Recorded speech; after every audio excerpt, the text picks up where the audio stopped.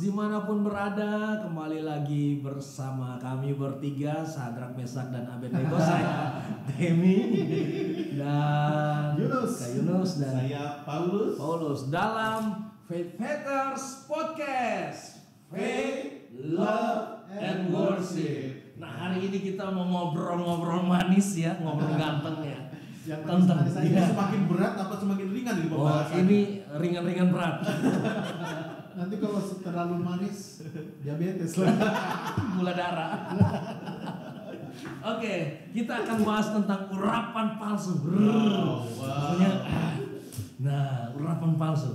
Nah, kebanyakan kan orang kalau ke gereja, kalau ibadah itu kalau nggak merinding, nggak gemetar-gemetar gitu ya. Belum diurapi. Dan ibadah itu kayaknya ada yang salah gitu ya. Dan biasanya disalahkan WL-nya. Kasihan WL-nya. Kalau mencari merinding di kuburan. Tapi ini fakta loh.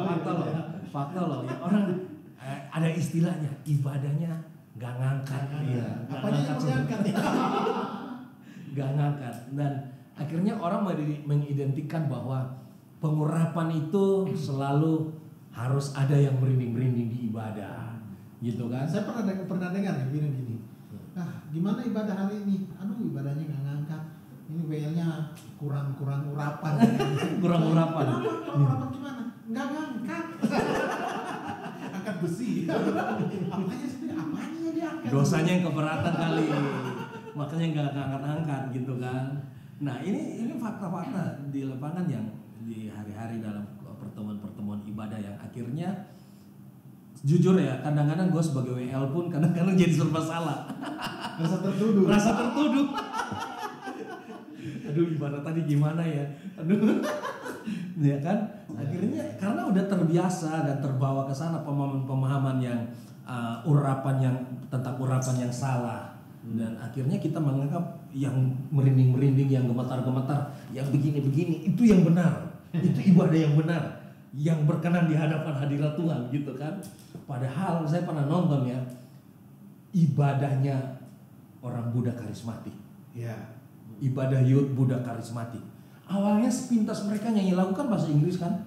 Kadang-kadang saya nggak ngerti nyanyi, kayaknya Kristen banget ini. Tapi ke gereja ya. Kayak gereja.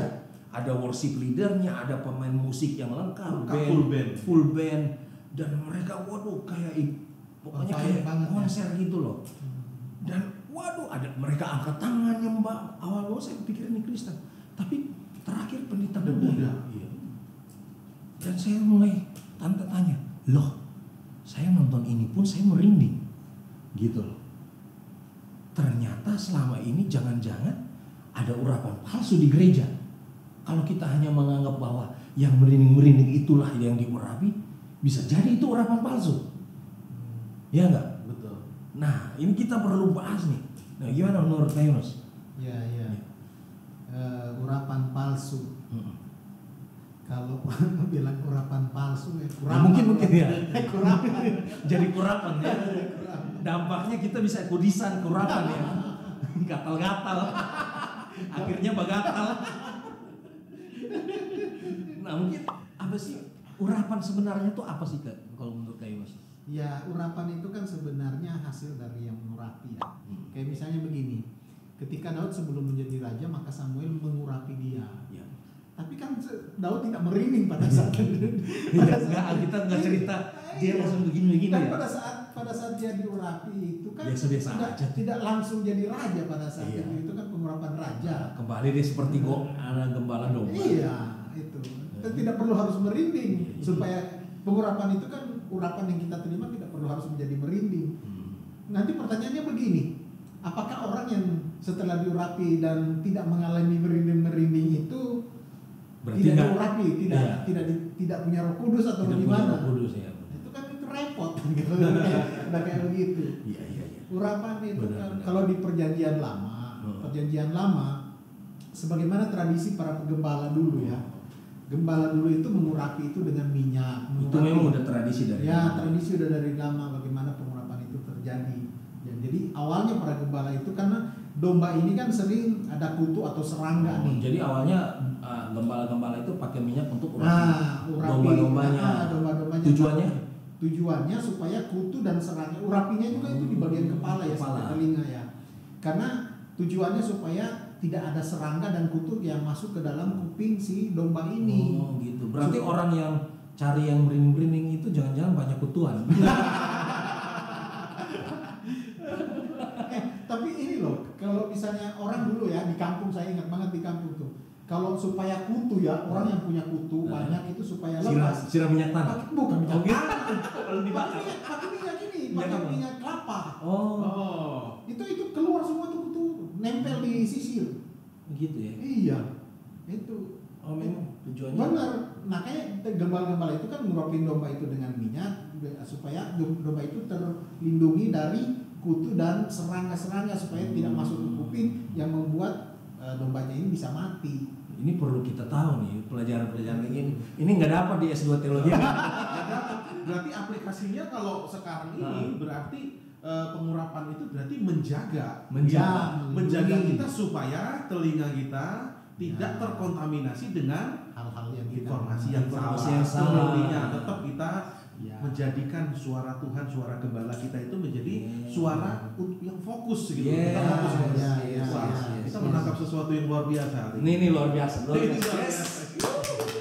biasa Kak Yunus. Gue fans banget ya. Tapi jangan mentuhankan saya.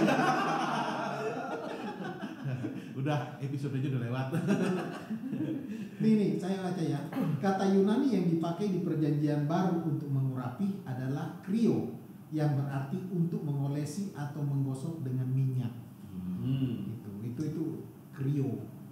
Jadi itulah urapan ya tadi yang kita udah bahas dari bagaimana untuk melindungi, dan benar untuk melindungi kita dari apa informasi yang kita ini.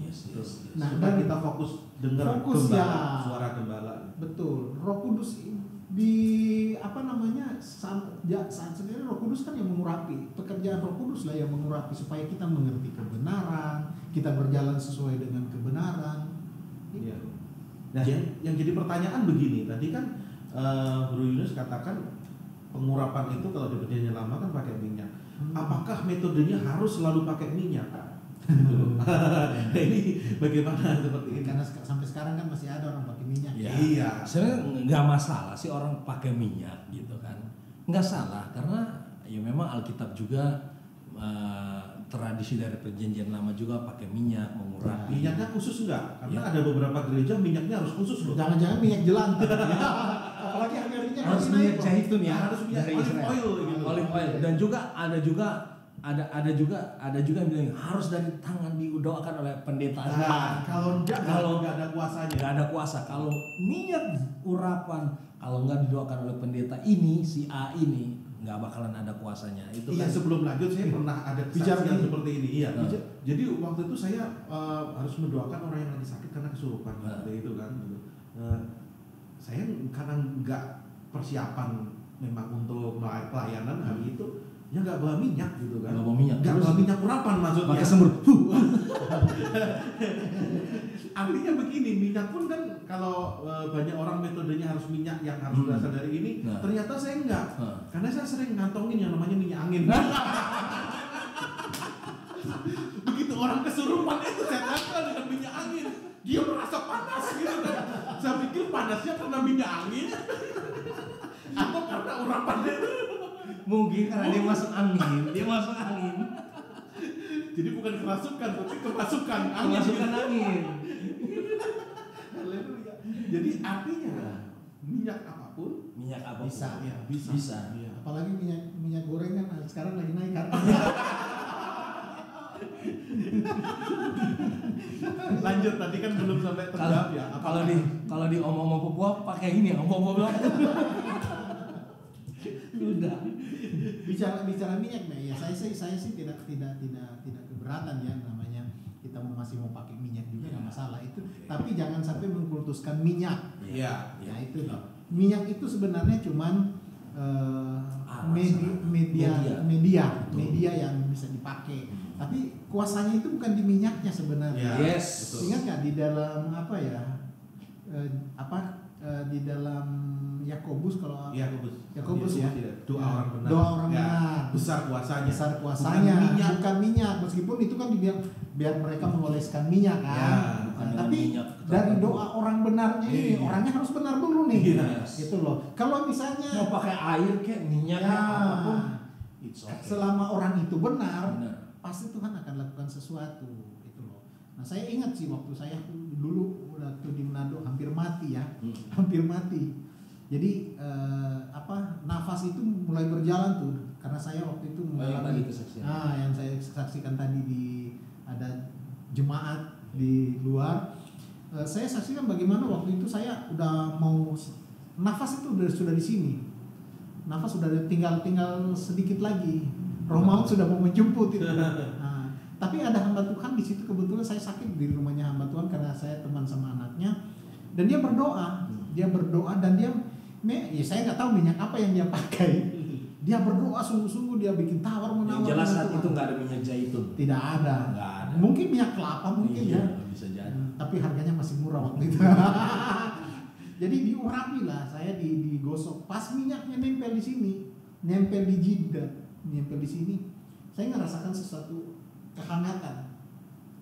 Dan namanya angin juga. Saya nggak tahu ya minyak angin, tapi bukan minyak angin sih, soalnya itu kan berminyak ya. Pas saya bangun berminyak, jadi nafas itu turun. Jadi makanya saya bilang saya nggak ini sih, sebenarnya bukan karena minyaknya, tapi dari orang yang berdoa dengan benar gitu. Orang benarnya. Ya. Dan Tuhan bilang pengurapan itu sudah ada dalam diri kita. Pengurapan itu sudah ada. Kenapa? Karena Roh Kudus itu ada dalam diri kita. Bagi orang yang percaya ya. Roh Kudus itu Tuhan sudah berikan bagi kita. Roh Kudus yang mengingatkan dosa. Pengurapan itu yang mengajar. Roh Kudus itu kan mengajar kita kepada kebenaran, menuntun kita kepada kebenaran. Pengurapan tadi kan kalau kita baca di mana tadi tuh? 1 Yohanes ya. 1 Yohanes 2 ya. 7. Nah, 1 Yohanes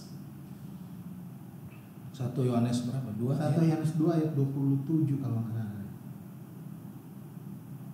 Yang tentang judulnya 1 Yohanes 2 ayat 27. Nih, sebab di dalam diri kamu tetap ada pengurapan yang telah kamu terima daripada Tuhan, karena itu tidak perlu kamu diajar oleh orang lain, tetapi sebagaimana pengurapannya mengajar kamu tentang segala sesuatu dan pengajarannya itu benar, tidak dusta. Yes. Amen. Roh Kudus itu sendiri, pengurapan itu datang dari Roh Kudus ketika kita percaya. Makanya waktu Tuhan bilang kan, jadi kamu akan menerima kuasa kalau Kudus turun. Oke, jadi kalau saya tangkap bahwa pengurapan itu bisa juga tanpa lewat media. Ya, Tuhan bisa mengurapi secara langsung. Bisa. Dan tanda dari kita diurapi bukan merinding-merinding sebenarnya. Ya kan? Ya. Bukan merinding, bukan karena kita ada gemetar-gemetar baru itu ibadah yang diurapi. Tetapi tadi apa? Roh Kudus mengajarkan apa? Akan kebenaran. Jadi ciri orang diurapi itu tujuan mereka walaupun nggak merasa merinding, nggak merasa gemetar-gemetar, mereka terbuka akan kebenaran. Iya. Roh Kudus mengurapi mereka dan membukakan hati pikiran mereka sehingga mereka mampu mengerti dan memahami kebenaran yang disampaikan saat khotbah.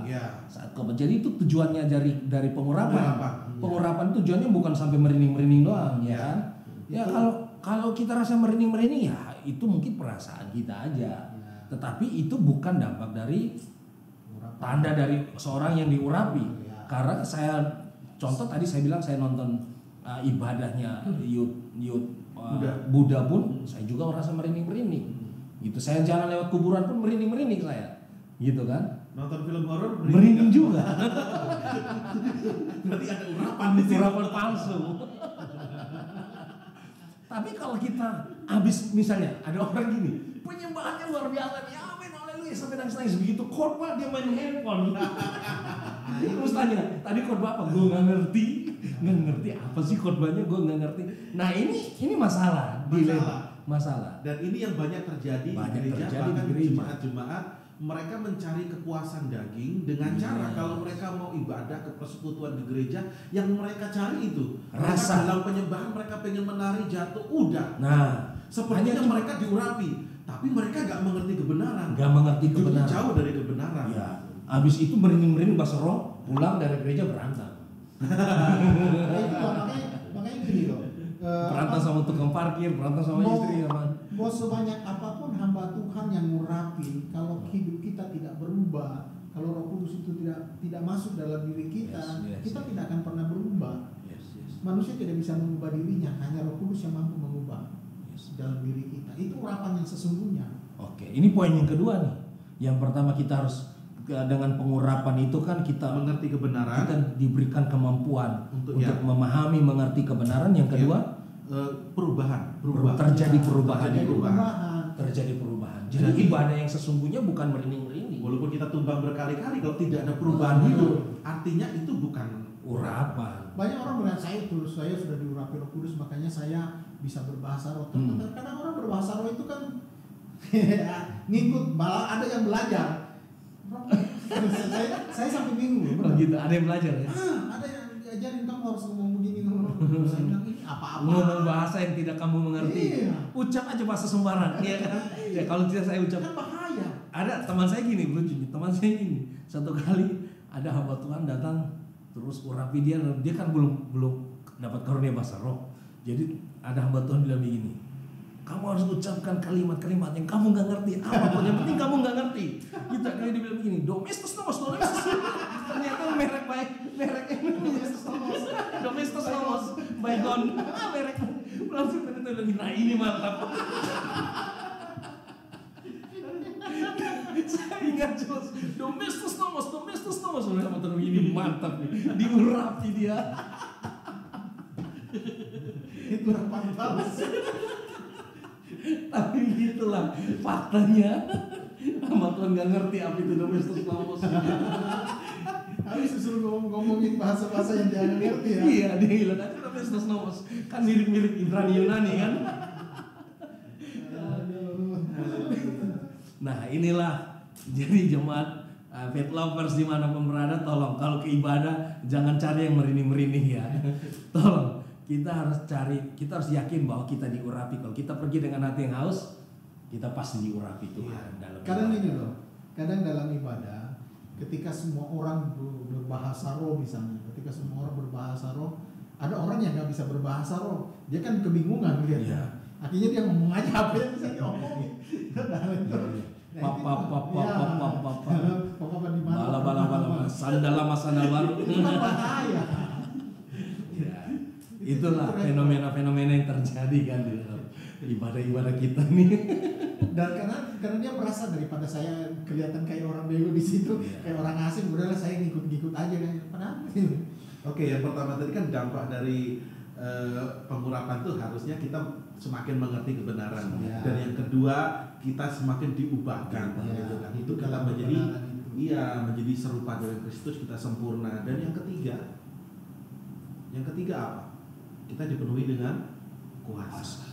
Ini yang paling penting itu kan. Jadi kuasanya kuasa. Jadi Kisah Para Rasul 1 ayat 8-nya. Iya, betul. Kita dipenuhi kuasa karena Roh Kudus ada dalam kehidupan kita. Jadi memang saat ini fenomena yang terjadi adalah pelayanan tuh ngerasa nggak sih banyakan yang didramatisir? Bener nggak? Yang pernah bilang yang hamba Tuhan yang doa orang yang panjang tangannya. Nah itu salah satu contohnya juga. Jadi ternyata itu ada dua pendeta yang mempraktekkan itu. Gitu. Dengan orang yang sama. Ternyata orang itu memang tangannya bisa pendek, tangannya elastis. Ya. Dan itu dipakai untuk supaya viral ya. Iya. Wah, hamba Tuhan ini luar biasa, penuh kuasa, penuh urapan ya. Nah ini kan, aduh kasihan, kita menipu jemaat kan. Iya. Akhirnya jemaat, ya sayang sekali ya. Iya. Artinya begini, kuasa itu artinya kita percaya di dalam diri kita tuh ada kuasa. Terkadang kalau kita melayani misalnya orang kesurupan, harusnya kita nggak usah mendramatisir. Artinya mendramatisir membuat seolah-olah setan ini berat untuk kita usir. Bener nggak? Betul. Kita harus berjam-jam, kita harus begini. Bener nggak? Ya. Kalau hidup kita penuh kuasa, sekali kita bicara setan diem, setan keluar. Nggak perlu didramatisir. Artinya, waduh, sampai berjam-jam, 4 jam kita ini, wah setannya ini kuat, waduh. ini malah mengganggukan setan. Iblis itu ada di bawah kita kuasanya. Yes. Kalau kita berkuasa, sekali kita bicara, iblis pasti kalah. Seperti itu. Artinya ini fenomena. Jangan seperti anak-anak sekarang. Nah, itu betul. Merasa diri mereka diurapi. Iya. Yakin benar mereka diurapi, ternyata waktu mereka usir setan malah mereka yang dihajar sama setan kan, Iya. diusir sama setan kembali. Nah ini kan bahaya. Ya hidup kita ini harus tandanya itu. Jadi bukan karena merinding-merinding ke gereja bukan cari, tetapi hidup yang diubahkan dan Berubah, penuh, betul. berubah dan penuh kuasa. Nah sekarang pertanyaannya nih, ya. Untuk usir setan, ya. Nah, usir setan. Ini masalah usir setan. Iya. Yang ada biasanya orang undang untuk apa ya, rumah baru, doain rumah baru. Oh iya, saya punya pengalaman itu. Oh, iya. Saya dapat kartu nama dari seorang hamba Tuhan. Itu. Di dalam kartu namanya itu tertulis gitu. Spesialis mengusir setan. Spesialis mengusir setan. Masuk rumah baru. Terus mengurapi rumah, kantor, usaha. Pendeta atau dukun. Nah, itu kan lucu kan. Jadi akhirnya pendeta jual diri pakai nama Tuhan. Iya. Itu pelacur rohani. Iya. Pelacur rohani. Kita sebenarnya tujuannya hanya cuman supaya jemaat fans dengan kita, mengidolakan kita, membuat tertarik. Ya, supaya menganggap kita tuh sebagai sakti, orang saktinya Tuhan, Dan ini mempertuhankan kita. Itu tidak mendewasakan jemaat sama sekali. Itu membodohi jemaat, Ya. dan itu menyesatkan. Masa ada kartu nama tulis spesialis usir setan? Emang lu siapa? Gitu kan? Kalau Tuhan angkat kuasa dari kamu juga mirip anak sekewa ditelanjangi itu sama setan. Emang kamu siapa? Itu gitu udah kan? jadi kayak ceritanya si ini loh. Emosi saya panas ya. Cerita itu loh, kayak si siapa yang mau beli waktu Pak Petrus dan Yohanes itu, terus dia Simon ya namanya ya, yang dia mau beli, dia mau sogok dengan uang, dia mau minta kuasa itu. Oh iya. Ada seseorang yang dia mau beli Simon kuasa penyama kulit ya, Simon penyama kulit kalau nggak salah. Iya. Nah, dia kan mau beli kuasa itu. Iya. Sama kayak tadi itu. Kan zaman itu kan memang lagi viralnya dukun-dukun. Dukun-dukun. Jadi dia pikir ini Ya. Petrus nih, Simon ini dukun. Wah, lebih tinggi Lebih tinggi kuasanya. Karena buat mujizat begitu banyak. Ya, buat mujizat sehingga bisa dibeli dengan uang. Ya. Gue bayar Jadi lu mata berapa pencarian. bisa? Ya, jadi mata pencarian. Dan zaman sekarang hamba-hamba Tuhan jadikan itu mata pencarian. Usir setan spesialis, rumah ya pakai kartu nama, rumah baru. Dan kita semua tahu, sadar yang terjaring itu adalah jemaat-jemaat yang punya iman pasien. Yang jarang baca Alkitab. Nah, bukan iman yang mau didewasakan. Kalau iman didewasakan kan dia harus siap menderita pikul salib. Artinya apa? Kalau hari ini terjadi tekanan hidup karena Tuhan mau mengubah saya mau diurapi Tuhan, artinya saya mau mengerti kebenaran, saya mau berubah, dan saya terima kuasa untuk menjadi orang yang sempurna di hadapan. Iya.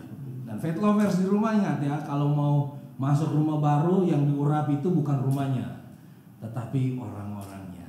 Kenapa? Karena Roh Kudus itu nggak diam di benda-benda mati, tetapi Roh Kudus itu diam dalam tubuh kita sebagai bait Allah. Iya. Dan yang diurapi itu kitalah. Gereja-gereja Tuhan, bait Allah ini yang diurapi dan penuh kuasa sehingga kehadiran kita di rumah baru kita itu membawa dampak. Di mana kehadiran kita iblis takut dan lari. Dan yakinlah bahwa kalau Roh Kudus itu ada dalam diri kita, roh yang Tuhan tempatkan dalam Lebih diri besar. lebih besar. Jangan panggil pendeta spesialis usir setan, nggak perlu. Kalau Nggak Kita perlu. juga punya kuasa. Kita punya kuasa. Semua faith lovers punya Punya kuasa. Makanya kalau Roh Kudus sudah ada dalam diri kita, yakinlah bahwa Tuhan yang akan tuntun kita. Kita dan imamat punya yang kuasa. rajani kan? Betul. Ya. Apa Tuhan bilang apa? Kamu akan menerima kuasa Kalau Roh Kudus turun. kalau Roh Kudus turun. Makanya datang. Ya. Makanya Minta ibadah pendapat itu Roh jangan Kudus. cari yang Jangan cari merinding-merinding. Dan Jangan cari minyak. Jangan cari minyak. Ada rebut-rebutan minyak di gereja. Ya kan? Minyak. Jangan Minyaknya juga oke. minyak angin juga oke. Kalau kita hidup benar ya kan, jemaat kita hidup benar, kita hidup suci kudus, kita berkenan, Betul. hidup kita penuh kuasa. Amin. Urapan Tuhan ada pada kita. Amin. Amin. Sehingga hidup kita berubah dan membawa dampak bagi orang lain lewat kuasa yang Roh Kudus berikan buat kita. Jangan jadi kayak anak kecewa tadi. Iya. Dia mengusir setan di dalam nama Tuhan yang diberitakan Paulus. Kata setan, Paulus saya kenal. Yesus aku kenal. Yesus aku kenal. Siapa Tapi kamu siapa? Siapa? Berarti kamu Langsung dia bilang gini, spesialis usir setan. langsung dihajar itu sama setan. Ini kartu nama saya ada. Oke. Oke, Pet Lovers, jadi hari ini kesimpulannya kan urapan palsu itu akan terdeteksi apabila kita nggak mengerti firman. Urapan palsu itu akan terdeteksi ketika hidup kita ternyata nggak berubah. Betul. Karena kita hanya mengejar sesuatu yang sepertinya perubahan fisik. Ketika Cuma di gereja perasaan. berhenti ya perasaan kita aja. Dan kita nggak punya kuasa. Ya. Ketika kita keluar, yang paling penting itu kuasa apa, saudara? Pet Lovers, kuasa untuk merubah diri kita, gitu. Untuk kita merubah karakter kita. Banyak kan hari ini Pet Lovers kalau menjadi anak-anak Tuhan yang merindukan urapan, tapi urapannya itu hanya untuk memenuhi kebutuhan jasmani, tetapi bukan untuk perubahan hidup. Ini kan yang salah. Yes. Ya. Yes. Ya, silakan tutup Pak Pendeta. Oke, demikian ya kita bincang-bincang tentang urapan palsu. Jangan sampai ada urapan palsu di antara kita ya. Jangan sampai jadi hamba Tuhan yang itu yang buat kartu nama spesialis usir setan ya. Nggak perlu kayak gitu. Pet Lovers, ingat di rumah, semua di mana berada, ingat bahwa kita semua diberikan kuasa. Ya. Kita semua adalah imamat yang rajani. Kita semua orang-orang yang diurapi oleh Tuhan. Amin. Kita semua orang-orang yang siap dipakai oleh Tuhan, dan dimanapun kita berada seharusnya kita jadi berkat dan dampak bagi sesama kita. Amin. Dan ingat, kalau ke gereja jangan cari yang merinding-merinding, tetapi carilah kebenaran firman Tuhan. Ya. Tuhan Yesus memberkati kita semua. Sampai ketemu di episode yang selanjutnya. Bye bye.